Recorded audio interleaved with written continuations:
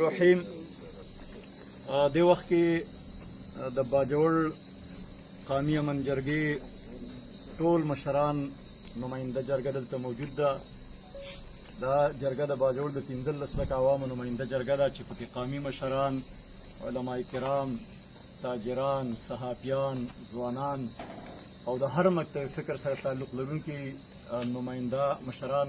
هغه په دې جرګه کې موجود دي. دا جرګه خو د ډېر وخت نه د دې خطې یا د باجوړ د امن کومه مسله چې ده نو په دې باندې دا جرګه یو رول ادا کوي، کردار ادا کوي. هم د دې جرګې د پلیټ فارم نه تقریبا تیر یو کال نه ډېر زیات امن پاڅونونه مو شو، احتجاجونه مو شو. د هغې صرف یو خبره ده او هغه دا ده چې دا ټول ولس او قام په دې خبره متفق دی چې موږ په دې خطه کې نور امن غواړو او دا امن د جنگ په بنیاد نه، د جنگ په وجه به امن نه راځي. امن به راځي د پیسفول ډایلاګ، مذاکراتو او جرګو په وجه باندې. او دا د دې جرګې مطالبه د ډېر وخت نه ده، د ریاست پاکستان نه هم ده او په دې جنگ او جګړو کې چې د تېرو 15 کالونو څومره فریقین دي هغو ټولو نه ده. او په دې وخت کې زموږ افغانستان حکومت هم زموږ برادر اسلامي حکومت دی. نو د دې ټولو چې څومره په دې کې سټیک هولډر دي د قوم مطالبه هم دغه ده چې موږ له د امن په لار باندې، موږ له د ډایلاګ په لار باندې امن راکوي. په دې حواله تېره ورځ تقریبا 28-29-30 جولای باندې په باجوړ کې اچانک زموږ د حکومت د طرف نه زموږ د ماموند چې کوم کلان او خوشه پوره تقریبا 15 کلیو هغې کې د کرفیو اعلان وشو. بیا د یو فوجي اپریشن آغاز وشو او چونکې دا قوم دا جرګه مستقل، مطلب دا دی چې دا سټیک هولډر ده او دا جرګه دا قومي جرګه دا یو فریق دی بنیادي، دا قام دی. نو مونږ منځته رالو، دا جرګه دا قام منځته راغی او مونږ د متحرف فریقینو په منځ کې مذاکرات شروع کړو، جرګه مو شروع کړه، ډېره په اخلاص مو شروع کړه او تقریبا 8 ورځې بلا ناغه دا جرګه دا مشران سحر نواله د شپې د 1 بجې پورې د 2 بجو پورې هغه مونږ په دې کې ستړی وکړله. په دې ستړه کې دا ټول مشران زموږ سره موجود وو او په کورونو کې د هغې دپاره زموږ خویندو میندو ختمونه کړي دي، خلکو دعاګانې کولې د امن دپاره. نو دا ټول قوم په دې کې شریک وو او زموږ ملک بهر او دننه هم ټول خلکو دعاګانې په دې کې وې. مونږ یو ډېر د ټولې جرګې یو ډېر مخلصانه کوشش وکړو او د هغې کوشش په نتیجه کې تود جنگ او اپریشن الله ودراو او دا تیرې 8 ورځې ډېرې په امن کې تیرې شولې او مونږ د امن د یو پایدار امن دپاره مذاکرات وکړل د دواړو فریقینو سره په ټولو ایشوز باندې، په ټولو مسایلو باندې. او زمونږ په مذاکراتو کې مسلسل پیشرفت روانو. خو داسې ده چې دا جرګه خو داسې نه ده چې وختي ده، دا جرګه مستقل جرګه ده ځکه چې مونږ قوم یو. نو مونږ په هر وخت کې په هر حال کې لکه د دې نه لا تعلقه کېدی نه شو، مونږ به د خپل مثبت کردار ادا کوو. دا جرګه پرون هم جرګه وه، دا جرګه به نن هم جرګه وي او دا جرګه به آینده هم جرګه وي څو پورې چې په دې وطن کې امن راغلی نه وي. نو مونږ به په میدان کې ولاړ یو. به هر حال یو خبره په دې منځ کې داسې راله چې کوم متحرف فریقین دي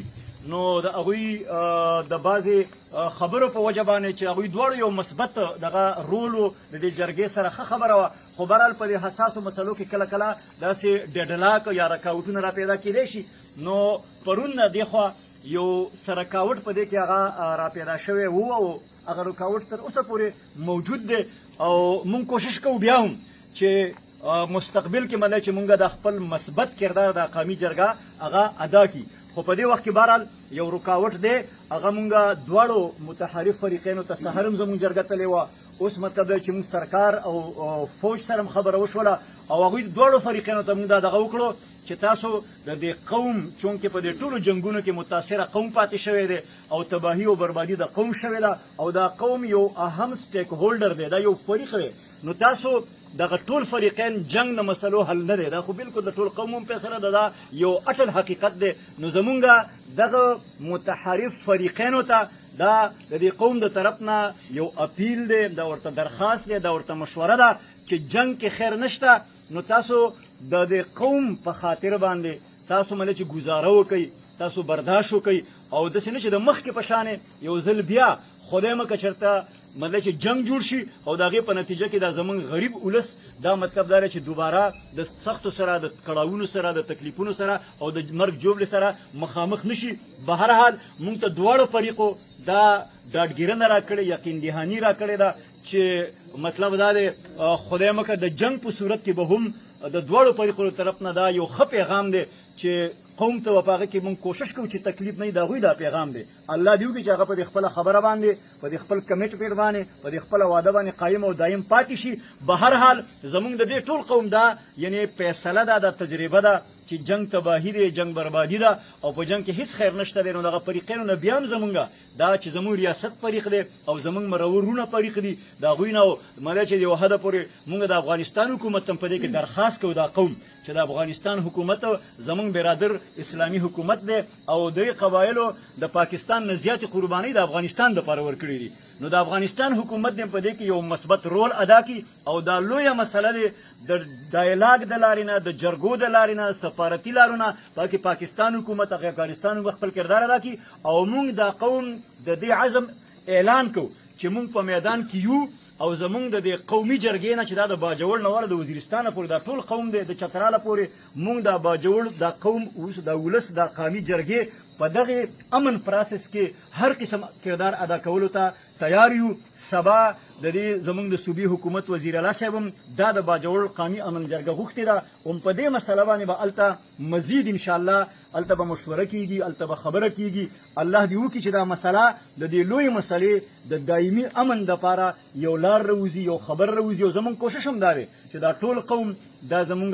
پاکستان حکومت، د افغانستان حکومت او دا ټول مونږ په دې کې یو مثبت کردار ادا کړو. نو د ټول قوم دا اپیل دی چې هغه دعاګانې مو وکړي او هغه سپورټ مو وکړي او دا زمونږ عزم دی د دې قومي جرګې چې انشاءالله موږ به کوشش کوو چې خبره امن ته راشي، خدای مکه جنګ ته لاړه نه شي، خو چې هر صورت موږ دا ټول قام به دا قومي جرګه د باجوړ به او دا قام به د دې ولس د دې عوامو د جان مال او د عزت د تحفظ د یقیني کولو دپاره په میدان کې ولاړ یو او د هر فریق د طرف نه چې زموږ د ولس په جان مال او عزت باندې تیری کیږي موږ به تیګیله هم کوو او موږ به احتجاج هم کوو. زموږ په وس کې چې صحیح نو موږ به د خپل ولس د جان مال او عزت د تحفظ دپاره انشاءالله په اتحاد سره، په اتفاق سره او په یو اواز سره انشاءالله په دې میدان کې ولاړ یو. ډېره مهرباني او ډېره شکریه.